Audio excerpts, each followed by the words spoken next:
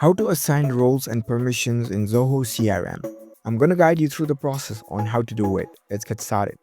First of all, on your phone, head over to your preferred web browser.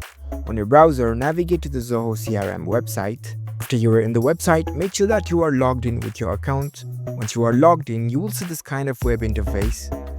Now, in order to assign roles and permissions in Zoho CRM, you need to go to the settings first. Here in this home screen, at the bottom left, you can see the settings icon. Tap on this. Now, on the left hand side, you can see different settings menus. And at the top in the general section, you can see the users option. Tap on this. Now that you're in the user space, you can add a new users. Also, you can see the list of users over here. Now from here, you can assign roles and permissions to users. Let's say if I want to assign roles to this existing user, I'll simply tap on this. And right beside the name of the user, you can see the pencil icon. Tap on this. From here, you can select the role for this user. Currently, it is selected to manager.